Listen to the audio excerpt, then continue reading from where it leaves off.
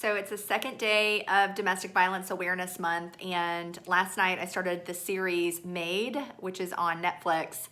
I thought I would only watch one episode, and I watched 5 because it's so accurate and compelling and moving. I couldn't turn it off. My husband and I watched it. It resonated on a very deep level. It reminded me of some of the experiences I had in my 20s. And I am telling you, if you want to know more about the dynamics of these types of relationships and how they start, why the women stay, the complications. She had a 2-year-old, and just on and on. But she ends up getting out and going to a domestic violence shelter, which is wonderful. That shows another scene where one of the women that lives there with her becomes her friend and her advocate, also trying to overcome her own life and journey. And, this is a club that nobody wants to belong to. And, I could stay quiet. I'm 20 years out. I'm building a company.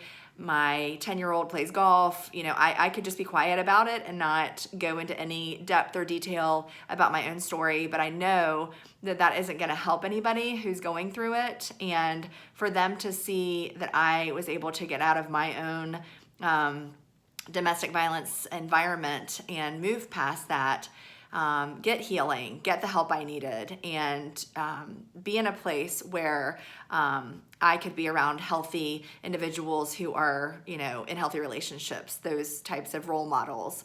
I did come from a great family. I came from a great neighborhood. It doesn't discriminate. And I think the best thing about this series is that it is a true story. And it's a book that was written, one of the New York Times bestsellers, to portray to the public, this is what happens. 1 in 3 women go through this in their lifetime. It's staggering. That's a statistic that nobody wants to hear. But I think that if we could continue to just build communities and build awareness where women feel safe to share their stories, and to have a way out. It's a cycle. And so without having the help in the community that you need, the resources and the jobs that these women need, it is a cycle, and it continues when they can't break it because of the complications. So anyway, I hope that you will take time this month to watch this Netflix series.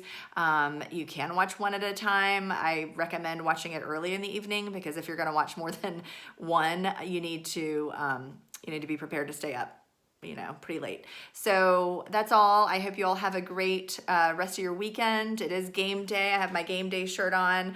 Lots of football going on, lots of great activities in the fall, but let's remember the people that are trying to overcome really hard things and be compassionate towards them. All right. Have a great weekend. I'll see you guys soon.